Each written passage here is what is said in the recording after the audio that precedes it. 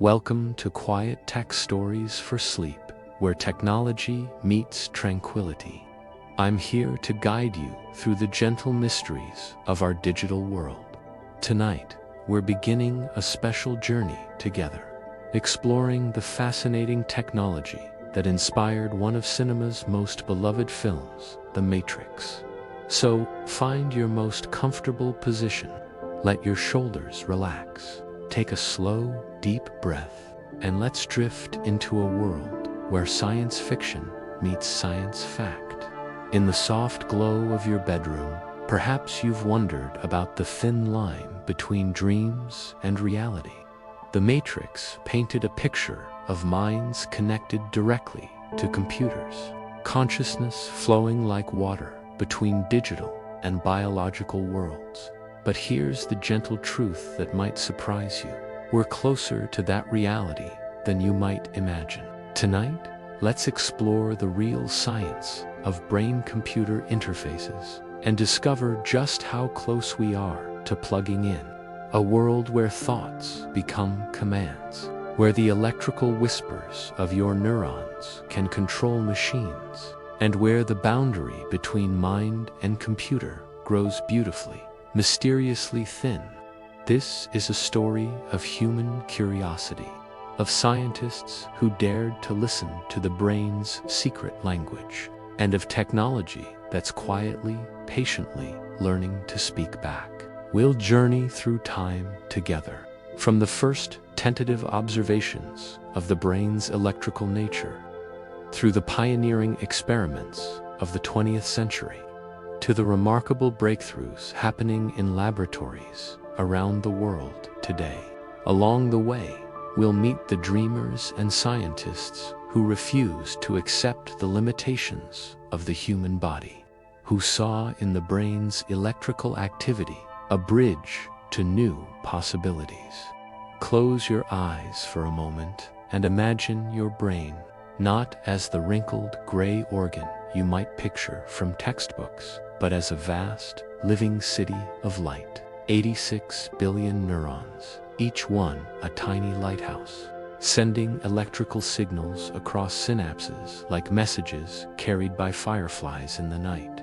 Every thought you have, every memory you cherish, every dream that dances through your sleep begins as these gentle electrical pulses. Your brain speaks in electricity, a language as old as consciousness itself. But this electrical nature of the brain wasn't always understood. For centuries, philosophers and scientists debated the nature of thought and consciousness. Some believed the mind was purely spiritual, untouchable by physical science. Others suspected that consciousness might have a material basis, but they had no way to peer into the living brain. The ancient Greeks had theories about the brain's function. Hippocrates, the father of medicine, suggested that the brain was the seat of intelligence and emotion. But it would be more than 2,000 years before anyone could actually observe the brain's electrical activity. In 1875, a British doctor named Richard Catan made a remarkable discovery. Using primitive equipment in his quiet Liverpool laboratory, he detected these electrical signals from the brains of rabbits and monkeys. He called them electrical currents of the brain. We know them today as brainwaves. Catan's laboratory was a place of gentle curiosity. Picture him working by gaslight, carefully placing electrodes on the exposed brains of anesthetized animals, watching as delicate galvanometers detected the faintest electrical currents. His equipment was crude by today's standards, but his observations were profound. He noticed that the electrical activity changed when the animals were stimulated. Light shone into their eyes would alter the patterns. Sounds would create different electrical signatures. For the first time, someone was observing the brain's electrical responses to the world around it. Catan couldn't have imagined that his gentle observations would one day lead to minds controlling computers. But in that moment, listening to the brain's electric whispers, he opened a door to a future that seemed like magic. The brain's electrical activity flows in rhythms, like a slow, cosmic heartbeat. These rhythms aren't random noise, but organized patterns that reflect different states of consciousness and activity. Alpha waves, gentle and relaxed, ripple at about 8 to 12 cycles per second when you're calm and peaceful, perhaps sitting quietly with your eyes closed. They were among the first brainwaves to be clearly identified, and they remain one of the most recognizable signatures of a relaxed, meditative state. Beta waves dance faster, between 13 and 30 cycles per second. When you're alert and focused, actively thinking or problem solving, they're the electrical signature of an engaged, wakeful mind. Theta waves, slower and deeper at 4 to 8 cycles per second, often appear during light sleep, meditation, or creative states. They're associated with memory formation and the kind of relaxed awareness that comes just before sleep. Delta waves, the slowest of all, at 1 to 4 cycles per second, carry you into the restorative depths of deep sleep. They're the brain's way of slowing down, of entering a state of profound rest and healing. These waves aren't random, they're patterns, signatures of consciousness itself. And patterns, as any computer scientist will tell you, can be read, understood, and even influenced. But understanding these patterns would take decades of patient observation and technological advancement. The brain's electrical language is subtle and complex, spoken in voltages measured in millionths of a volt, frequencies that shift and change like music played by an orchestra of billions. Decades passed like pages turning in a quiet library. Scientists learned to listen more carefully to the brain's electric song. The technology slowly improved, becoming more sensitive, more precise. In the 1920s, a German psychiatrist named Hans Berger created the first electroencephalogram, or IG. Picture him in his dimly lit laboratory in Jena, placing metal electrodes on human scalps, watching as pens traced the brain's rhythms onto moving paper. Berger was a gentle soul, fascinated by the possibility of telepathy.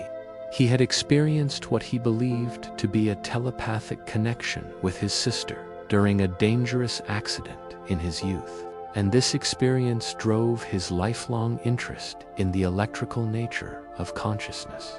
He never found evidence of mind treating, but he discovered something perhaps more profound. The brain's electrical activity could be captured, recorded, and studied from outside the skull. The mind, in a sense, was learning to speak to machines. Berger's first successful IG recording was made on July 6, 1924, using his own son, Klaus, as a subject. The recording showed clear alpha waves, the rhythmic 8 to 12 cycle patterns that appear when the mind is relaxed but alert. It was a moment of quiet triumph, the first time human brainwaves had been successfully recorded. The early IG machines were beautiful in their simplicity. Delicate mechanical arms moved across paper, drawing the brain's electrical landscape like seismographs, recording the Earth's trembles. Each line told a story of consciousness, of attention shifting like clouds across the sky of awareness. Berger spent years refining his technique, learning to distinguish between different types of brain activity. He discovered that alpha waves disappeared when his subjects opened their eyes or began thinking actively. He found that different mental states produced different electrical patterns. His work was initially met with skepticism. The idea that thoughts could be detected electrically seemed too fantastic to many of his contemporaries. But gradually, other researchers began to replicate his findings, and the field of electroencephalography was born. The implications were staggering. If the brain's electrical activity could be measured and recorded, it might be possible to diagnose brain disorders, to study consciousness itself, and perhaps even to communicate with patients who couldn't speak. But these early listeners could only observe. They were like astronomers watching distant stars, able to see but not touch, to record but not interact. The dream of true communication between mind and machine remained just that, a dream floating in the realm of science fiction. Yet, in laboratories around the world, that dream was quietly taking shape. Scientists began to wonder, if we can listen to the brain, might we also learn to speak its language? The technology continued to evolve through the 1930s and 1940s. Amplifiers became more sensitive, allowing researchers to detect ever smaller electrical signals. Recording equipment became more sophisticated, capable of capturing multiple channels of brain activity simultaneously. During World War II, advances in electronics accelerated the development of IG technology.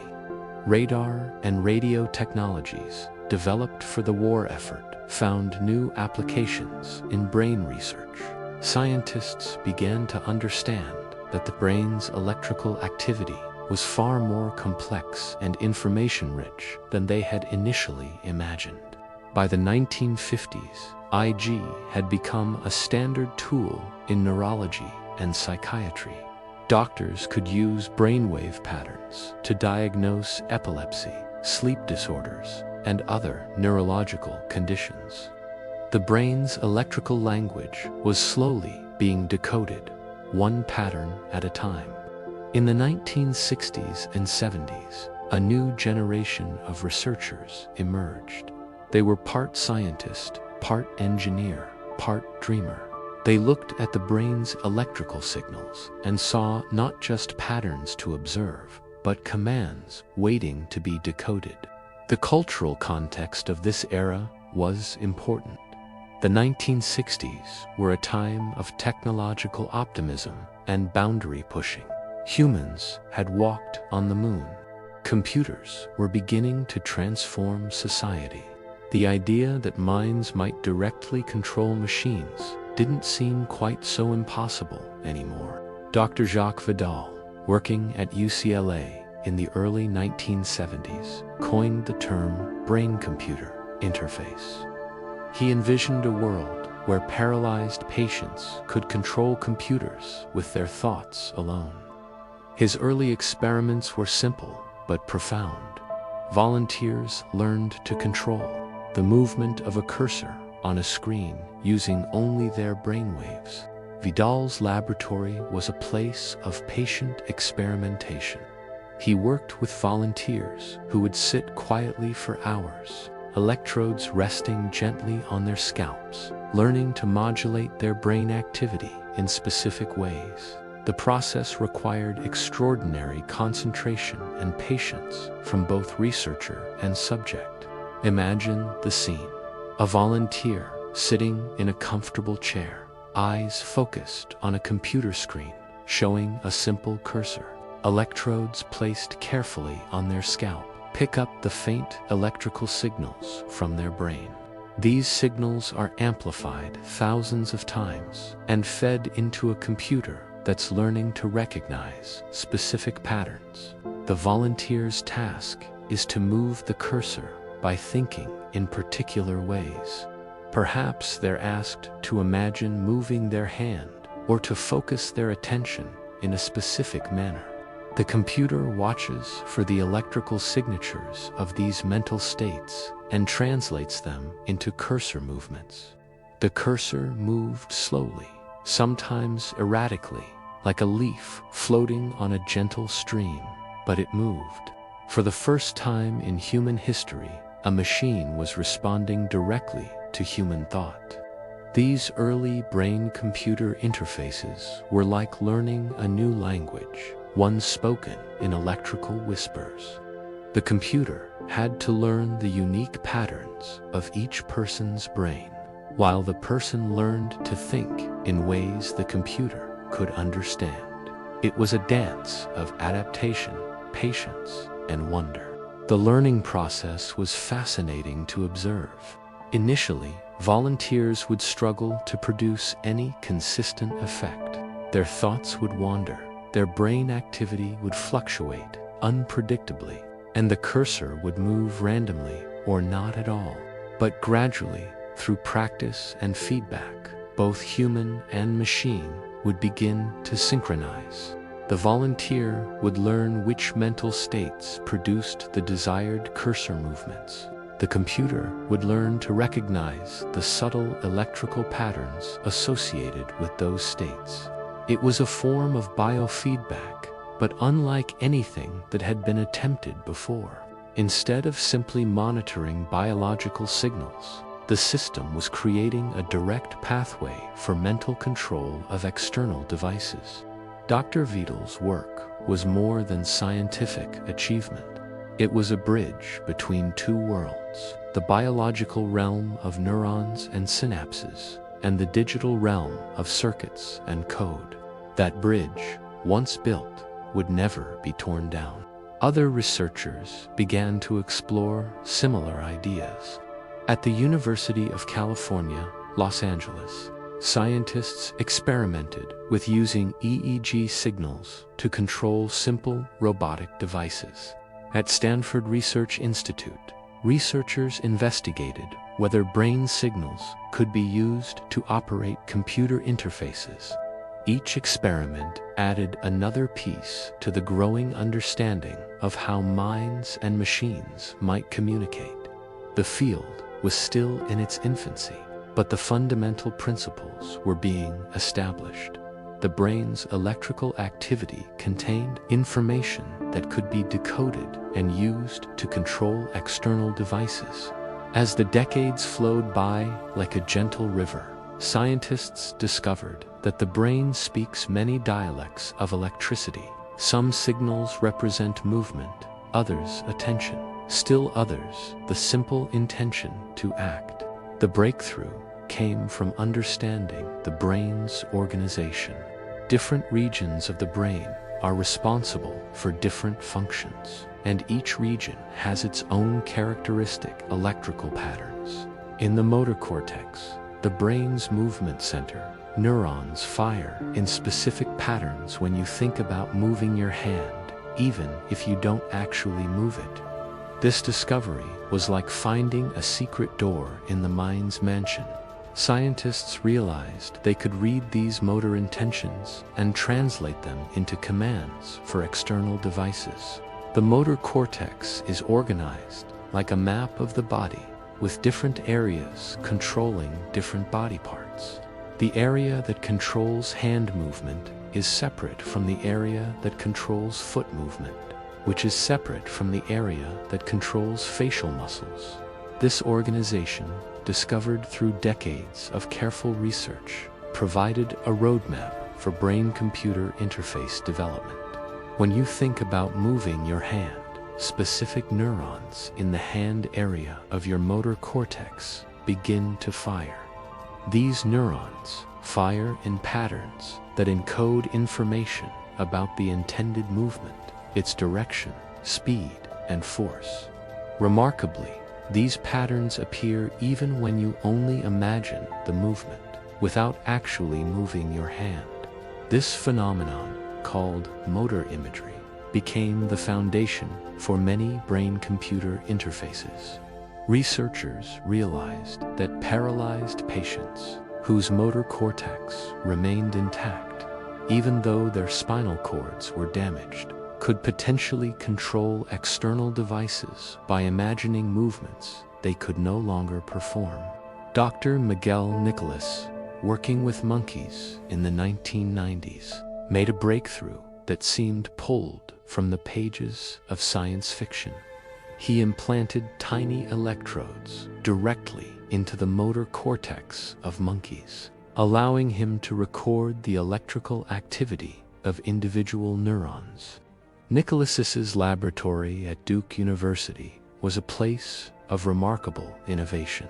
His team developed techniques for implanting arrays of microelectrodes into the brain, each one capable of recording from a single neuron. This was a significant advance over EEG, which could only detect the combined activity of millions of neurons. The monkeys learned to control robotic arms with their thoughts alone. Picture this gentle miracle. A monkey sitting calmly in a comfortable chair, thinking about reaching for a piece of fruit, while hundreds of miles away, a robotic arm moved in perfect synchrony with those thoughts. The monkey's intentions flowed through wires and computers, bringing distant metal to life. The process began with training. The monkeys would perform reaching movements, while the electrodes recorded the activity of neurons in their motor cortex. Computer algorithms analyzed these recordings, learning to decode the relationship between neural activity and intended movement. Once the system was trained, the monkeys could control the robotic arm simply by thinking about movements. They would watch a computer screen showing the robotic arm and think about reaching toward targets. The arm would move in response to their thoughts, guided by the decoded neural signals. This wasn't telepathy or magic. It was the patient work of understanding the brain's electrical vocabulary. Each neuron spoke in spikes of electricity, and by listening to hundreds of neurons simultaneously, scientists could decode the brain's intentions with remarkable accuracy. The implications rippled outward like stones dropped in still water. If monkey thoughts could control robotic arms, what about human thoughts? What about paralyzed patients who had lost the ability to move their own limbs? But the technology required to achieve this level of brain-computer communication was extraordinarily complex. The electrodes had to be precisely positioned in the brain.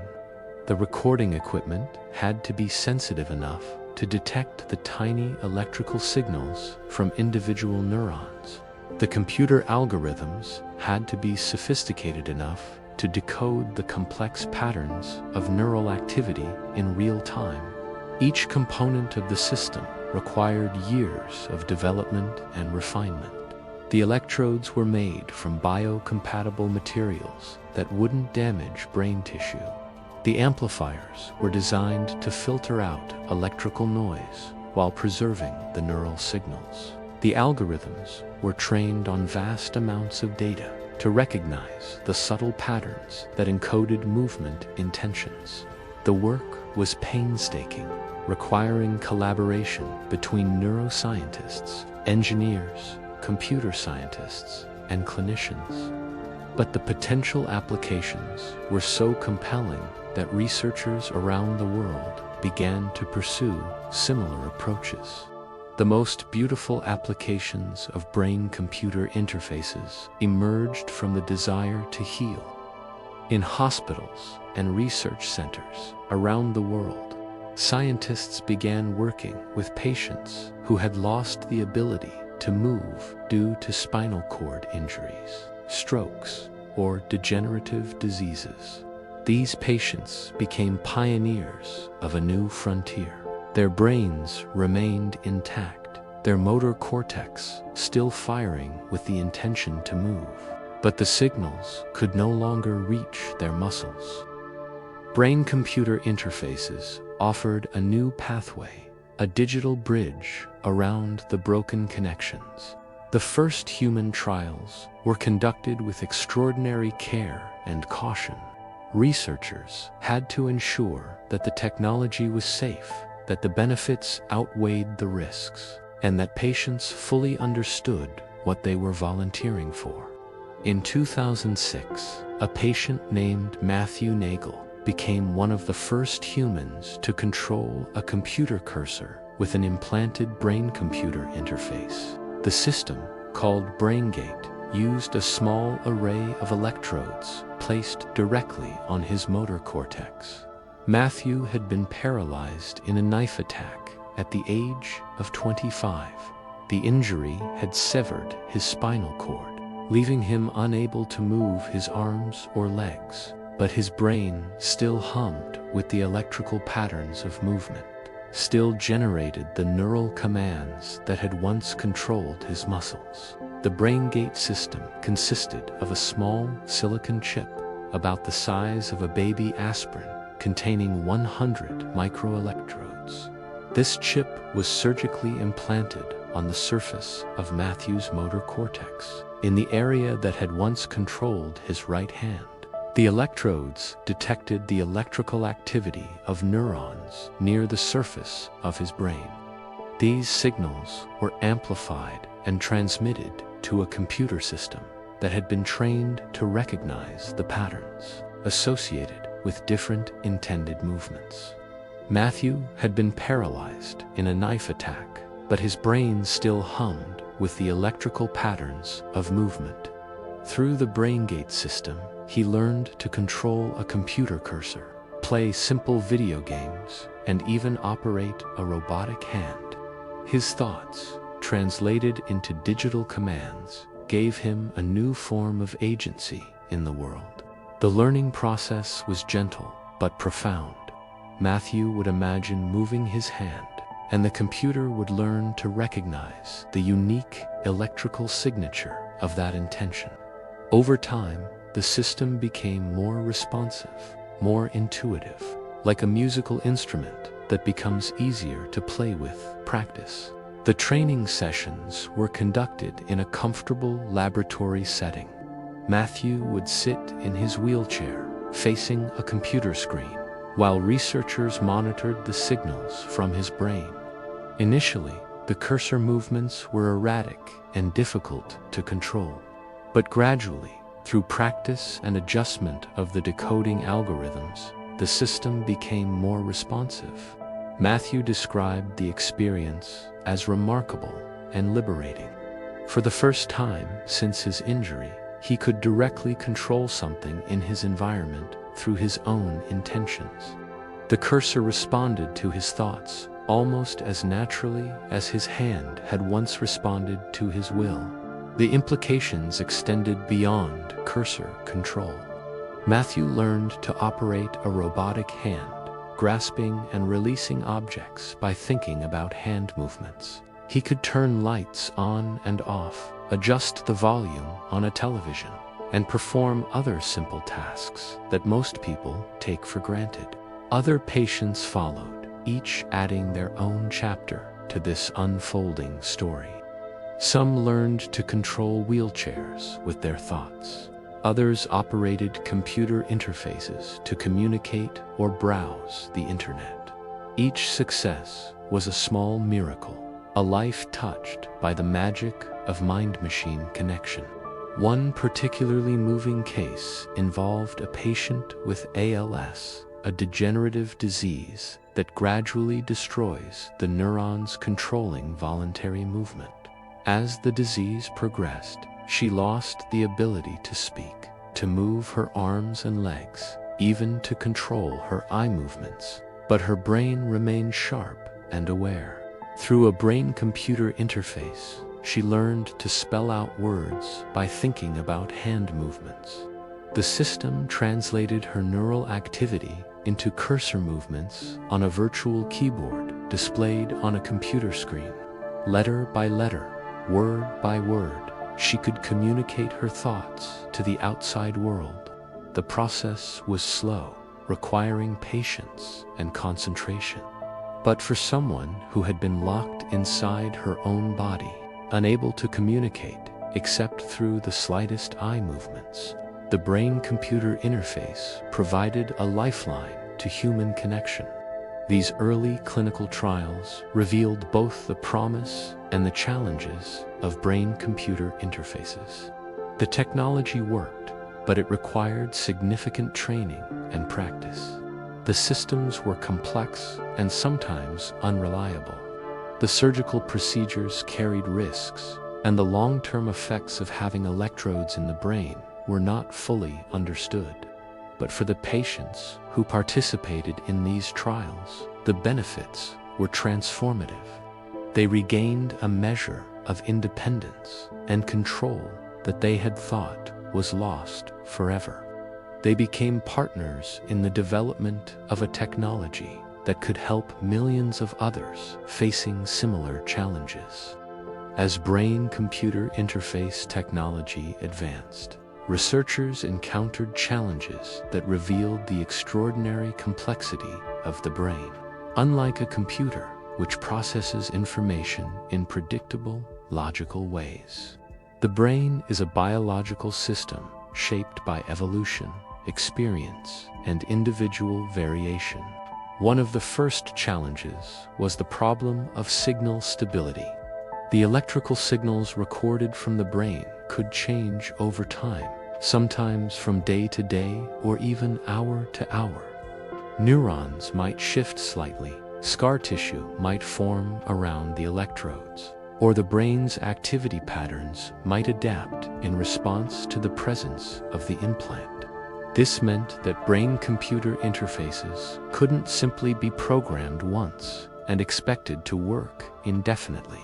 They required constant adaptation and recalibration, like a musical instrument that needs to be tuned before each performance.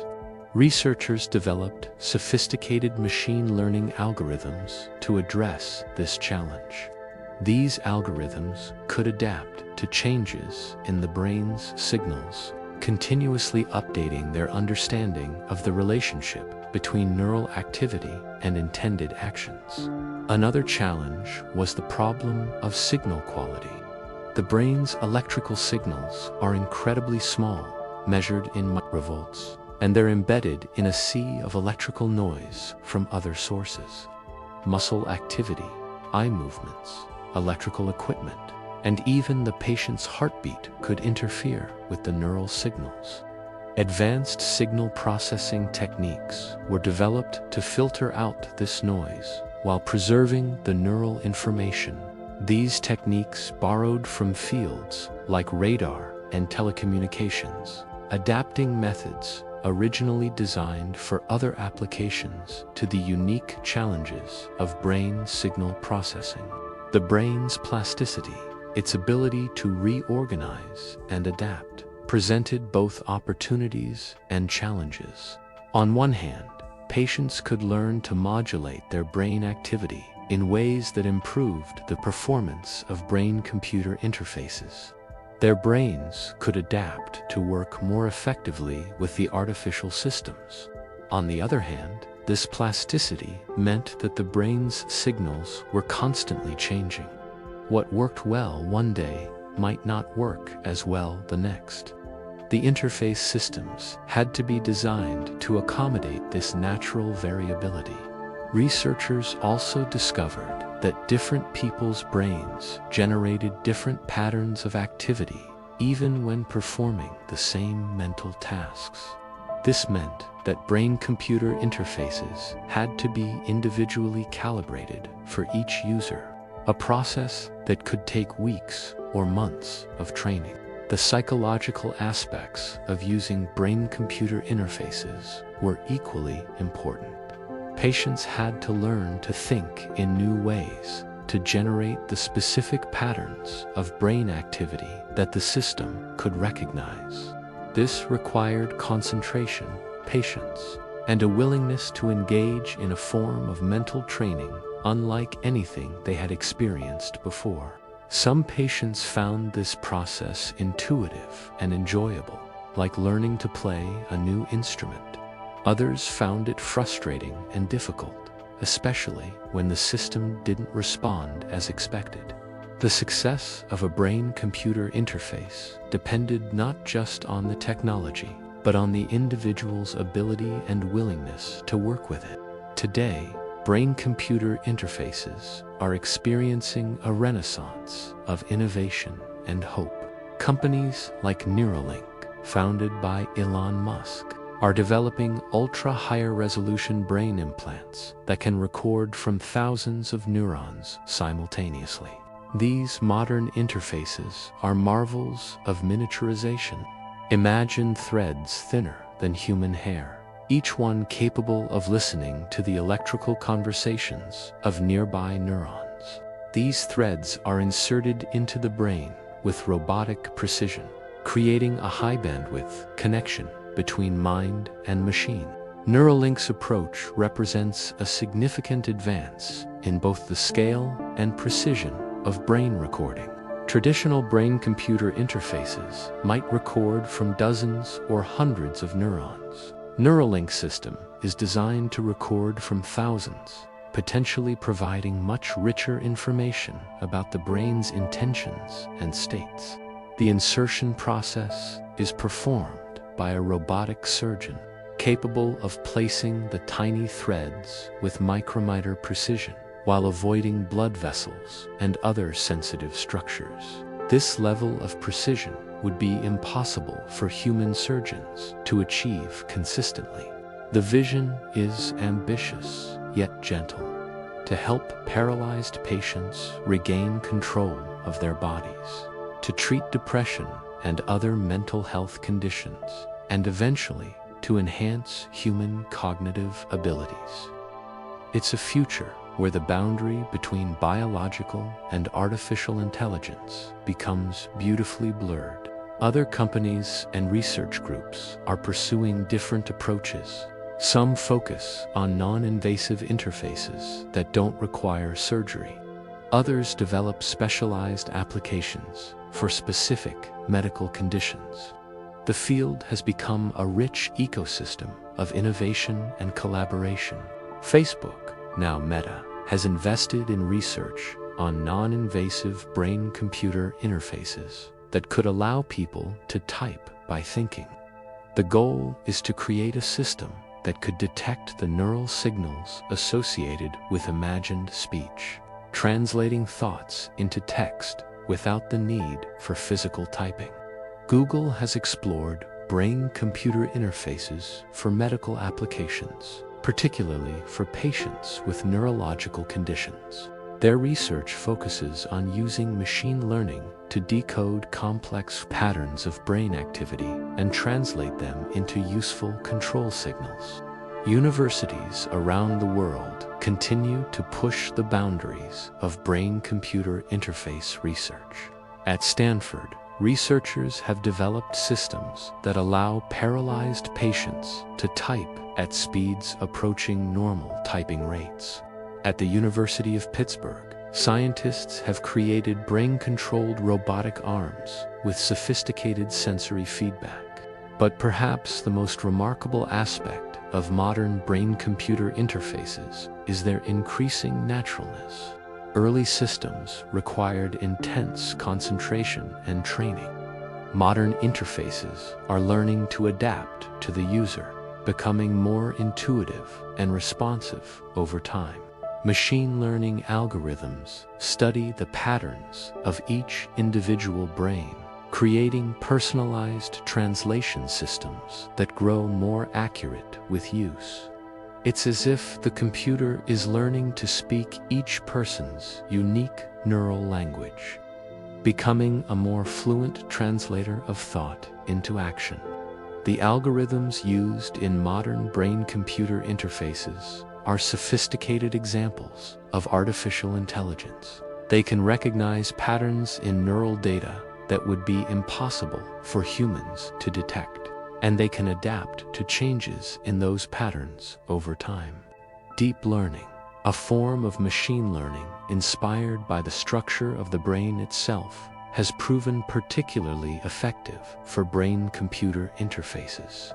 These algorithms can learn complex relationships between neural activity and intended actions, improving their performance through experience.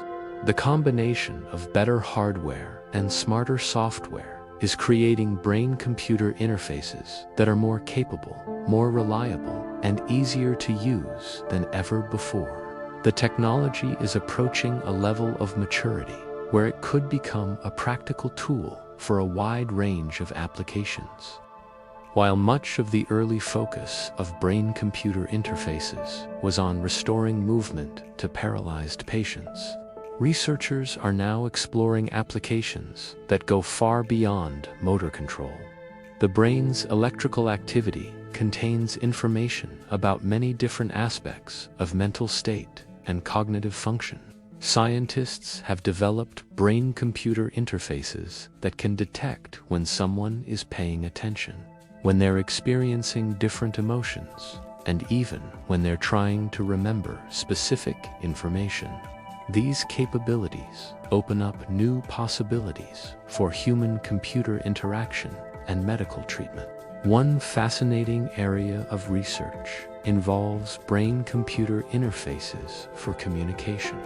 Researchers at Stanford have developed a system that allows paralyzed patients to imagine writing letters by hand. The system decodes the neural signals associated with imagined handwriting movements and translates them into text on a computer screen. The process is remarkably natural. Patients simply think about writing letters as if they were holding a pen and writing on paper.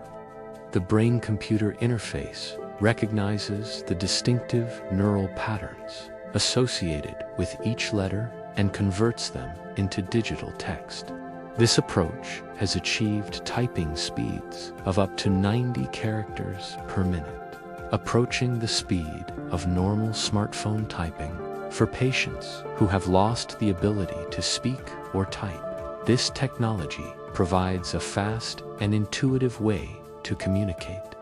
Another exciting application involves brain-computer interfaces for treating mental health conditions. Researchers have found that certain patterns of brain activity are associated with depression, anxiety, and other psychiatric disorders. By monitoring these patterns in real time, brain-computer interfaces could potentially detect the onset of depressive episodes or anxiety attacks before the patient is consciously aware of them. This early warning system could trigger interventions such as medication adjustments or therapeutic techniques to prevent or minimize the severity of symptoms. Some researchers are exploring even more ambitious applications, such as brain-computer interfaces that could enhance memory or cognitive function. By stimulating specific brain regions at precisely the right times, these systems might be able to improve learning, boost creativity, or enhanced problem-solving abilities. The field of brain-computer interfaces is also expanding to include brain-to-brain communication. Researchers have demonstrated that it's possible to transmit simple information directly from one person's brain to another's, bypassing traditional sensory channels. These experiments typically involve one person thinking about a specific action or concept while their brain activity is recorded. This information is then transmitted to a second person's brain through magnetic or electrical stimulation, allowing them to perceive or understand the transmitted information. While these demonstrations are still quite limited, they point toward a future where direct brain-to-brain communication might be possible. Imagine being able to share thoughts, emotions, or experiences directly with another person without the need for words or gestures. As we explore these remarkable advances, we return to the question that inspired our journey tonight. How close are we to plugging in? How near are we to the matrix-like vision of minds seamlessly connected to digital worlds? The answer is both closer and farther than you might expect. In some ways, we've already achieved remarkable forms of brain-computer connection. Patients are controlling robotic limbs with their thoughts. Researchers are decoding imagined speech and translating it into text. The basic principles of mind-machine communication have been established, and proven. But The Matrix depicted something far more sophisticated, a complete sensory experience, indistinguishable from reality, where consciousness could be fully immersed in a digital world. This level of brain-computer interface remains in the realm of science fiction, at least for now. The challenges are immense. The Matrix required not just reading signals from the brain, but also writing them back, creating artificial sensory experiences that the brain would interpret as real. This would require understanding and manipulating the neural codes for vision, hearing, touch, taste, and smell. Current brain-computer interfaces can read certain types of brain activity with remarkable precision. But writing information back to the brain is much more difficult. The brain's sensory systems are incredibly complex, with millions of neurons working together to create our perception of the world. Creating artificial sensory experiences would require stimulating these neurons in precisely the right patterns, at exactly the right times. It would be like trying to play a symphony on an instrument with millions of keys, where each key must be pressed with perfect timing and intensity. Some progress has been made in this direction. Researchers have developed cochlear implants that can restore hearing by stimulating the auditory nerve. Retinal implants can provide limited vision by stimulating cells in the eye. But these devices provide only crude approximations of natural sensory experience. The brain's plasticity helps to some extent.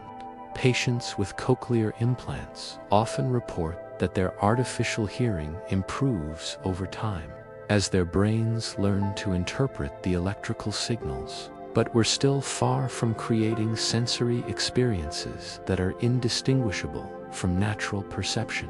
Another challenge is the sheer amount of information that would need to be processed. The human brain processes vast amounts of sensory data every second, far more than current computer systems could handle in real time. Creating a matrix-like experience would require computational power that doesn't yet exist. But perhaps the most fundamental challenge is our incomplete understanding of consciousness itself. The Matrix assumed that consciousness could be separated from the physical brain and transferred to a digital environment. But we don't yet understand how the brain gives rise to conscious experience.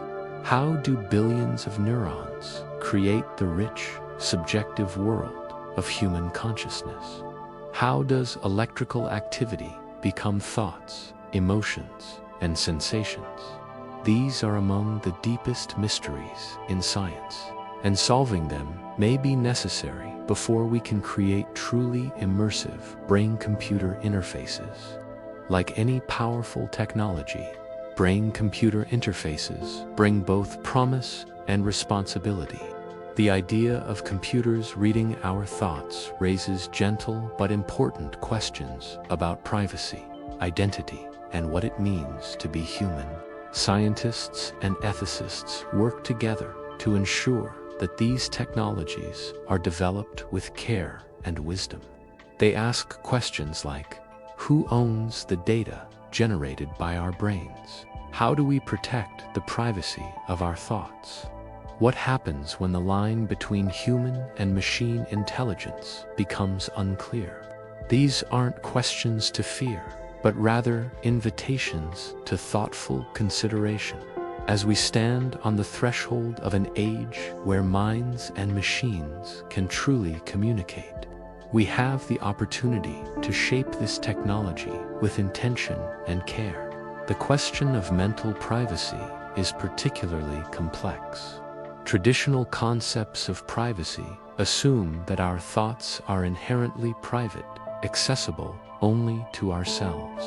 But brain-computer interfaces challenge this assumption by making it possible to detect and decode certain aspects of mental activity. Current brain-computer interfaces can only detect very specific types of brain activity, such as the intention to move or the focus of attention. They cannot read complex thoughts or access memories in the way that science fiction often portrays. But as the technology advances, these capabilities may become possible. This raises important questions about consent and control. Should people have the right to keep their thoughts completely private? Should there be legal protections against involuntary brain monitoring? How do we balance the potential benefits of brain-computer interfaces against the risks to mental privacy? Another ethical consideration involves the potential for brain-computer interfaces to change human nature itself.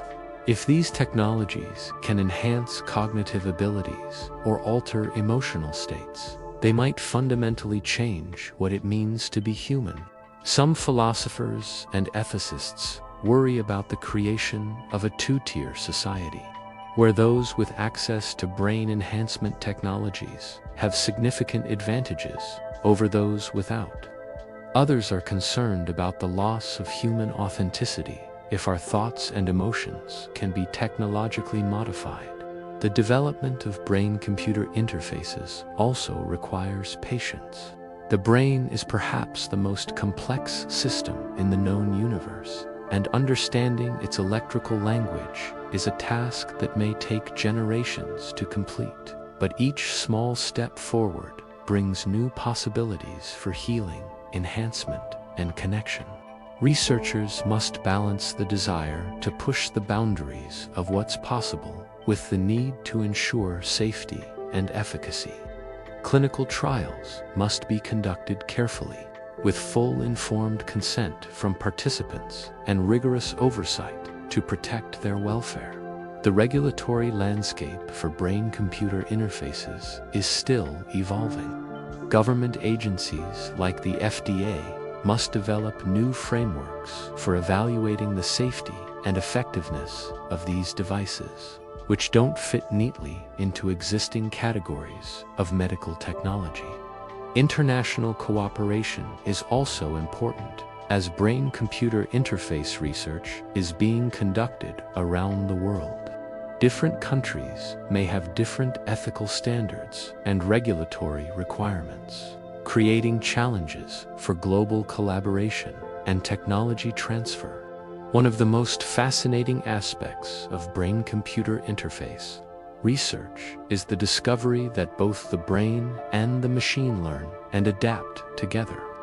It's not simply a matter of the computer learning to read the brain's signals or the brain learning to generate the right patterns. Instead, it's a collaborative process where both systems change and improve over time. This phenomenon, sometimes called co-adaptation, reveals something profound about the nature of learning and intelligence. The brain, with its remarkable plasticity, can reorganize itself to work more effectively with artificial systems. Meanwhile, machine learning algorithms can adapt to the brain's changing patterns and individual variations. Patients who use brain-computer interfaces often report that the systems become more intuitive and responsive over time. What initially requires intense concentration and effort gradually becomes more natural and automatic. The brain learns to generate clearer, more consistent signals, while the computer learns to interpret those signals more accurately. This process can take weeks or months, requiring patience and persistence from both patient and researcher. But the results can be remarkable. Patients who initially struggled to control a simple cursor might eventually be able to operate complex robotic devices with fluid, natural movements.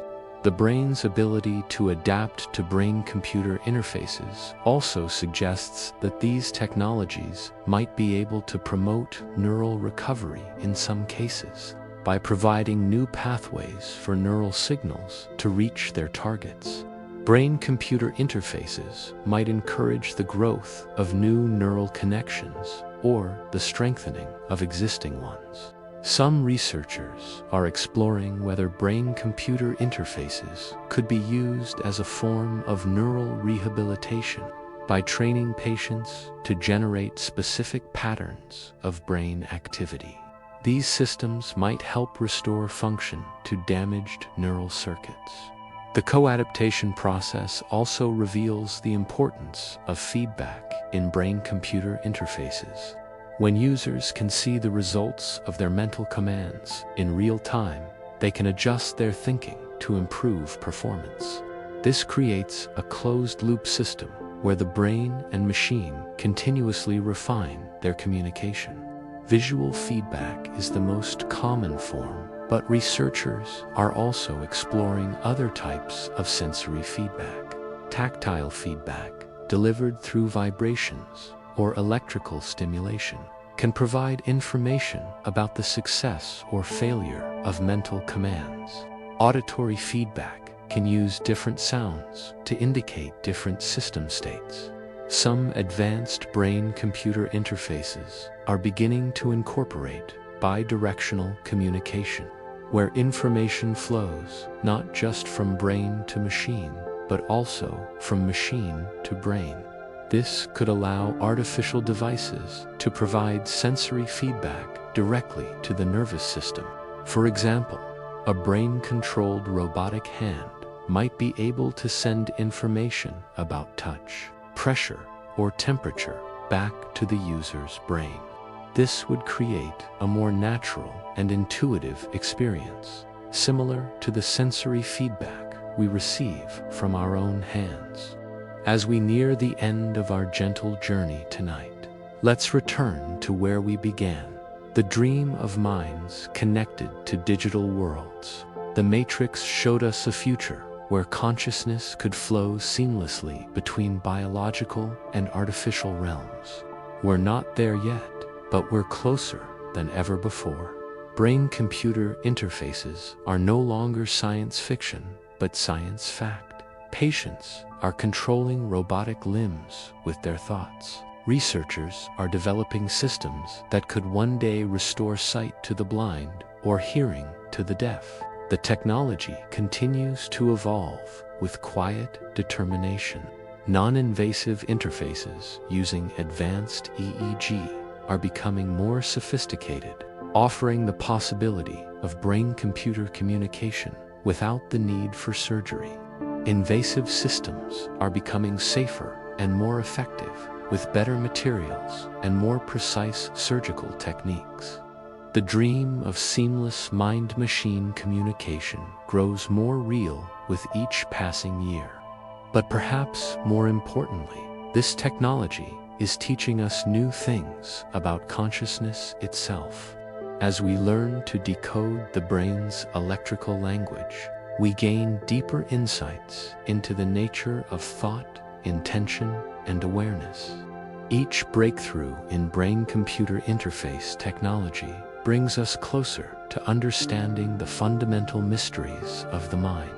How do billions of neurons give rise to consciousness? How do electrical patterns become thoughts and experiences? How does the brain create the rich, subjective world of human experience? These questions have puzzled philosophers and scientists for centuries. Brain-computer interfaces provide a new tool for exploring them, a way to peer directly into the electrical conversations that create our mental lives. The research also reveals the remarkable resilience and adaptability of the human brain. Even after severe injury or disease, the brain retains an extraordinary capacity to learn, adapt, and find new ways to accomplish its goals. Brain-computer interfaces harness this plasticity, creating new pathways for human agency and expression. For the patients who have participated in brain-computer interface research, the technology represents more than just a scientific achievement. It's a restoration of hope, a return of agency, a bridge back to the world of human interaction and accomplishment. Their courage and persistence have made possible the advances we see today. By volunteering for experimental procedures, by spending countless hours training with unfamiliar technologies, by sharing their experiences with researchers, they have helped create a future where brain-computer interfaces might help millions of others. The field continues to attract some of the brightest minds in science and engineering. Neuroscientists work alongside computer scientists. Engineers collaborate with clinicians, and ethicists help ensure that the technology is developed responsibly. This interdisciplinary collaboration is essential because brain-computer interfaces touch on so many different aspects of human experience. They require deep understanding of neuroscience, sophisticated engineering, advanced computing, careful clinical practice, and thoughtful ethical consideration. The future of brain-computer interfaces will likely be shaped by continued advances in all of these areas. Better understanding of brain function will enable more sophisticated decoding of neural signals. Advances in materials science will create safer and more durable implants. Improvements in machine learning will enable more adaptive and responsive systems. But perhaps most importantly, the future will be shaped by our collective wisdom in deciding how to use these powerful technologies. The ability to directly interface with the human brain carries both tremendous promise and significant responsibility. So, how close are we to plugging in? We're close enough to see the possibilities, to understand the principles, and to begin the careful work of making them real. But we're still far enough away that we have time to consider the implications, to develop the technology responsibly, and to ensure that it serves humanity's best interests. Tonight, as you drift toward sleep, your brain will cycle through its ancient rhythms. Delta waves will carry you into deep rest, while your neurons continue their quiet electrical conversations. In laboratories around the world, scientists are learning to listen to those conversations with ever greater clarity. They're building bridges between the biological and digital worlds, creating technologies that could transform how we heal, how we communicate, and how we understand ourselves. The future of brain-computer interfaces stretches before us like a gentle horizon. It's a future where paralyzed patients might walk again through robotic bodies controlled by thought, where depression might be treated by precisely modulating brain activity, where human and artificial intelligence might collaborate in ways we can barely imagine. But this future will not arrive overnight. It will emerge gradually through the patient work of researchers, the courage of volunteers, and the wisdom of society in guiding the development of these technologies. Each small advance builds upon the work of those who came before. Richard Ketten's first observations of brain electricity, Hans Berger's pioneering IG recordings, Jacques Vidal's vision of brain-computer communication, Miguel Nicolas's demonstrations of thought-controlled robotics, Matthew Nagel's brave participation in the first human trials. Their contributions, and those of countless others, have created the foundation for a technology that could fundamentally change the human condition. But the story is far from over. In fact, we may be witnessing only the very beginning of the age of brain-computer interfaces. The next chapters will be written by a new generation of researchers, patients, and innovators. They will face new challenges and discover new possibilities. They will grapple with ethical questions we can barely imagine today. And they will continue the long, patient work of learning to speak the brain's electrical language. But for now, in this quiet moment, it's enough to marvel at the simple miracle of consciousness itself. Your brain, humming with its electrical symphony, carrying you through dreams and memories, thoughts and sensations. The matrix may have been fiction, but the dream it represented, the vision of minds and machines in harmony, grows more real with each gentle breakthrough in the laboratories of today. As you settle into sleep, consider the remarkable journey we've taken together tonight.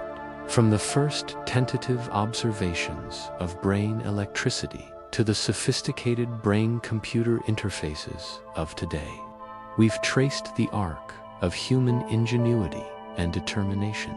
The brain's electrical language, once mysterious and inaccessible, is slowly being decoded. The boundary between mind and machine, once absolute, is becoming permeable. The dream of thought-controlled technology, once pure fantasy, is becoming reality. We may not yet be ready to plug in completely, but we're learning to connect in ways that would have seemed impossible just decades ago. Each breakthrough brings us closer to understanding the deepest mysteries of consciousness and the remarkable potential of human-machine collaboration.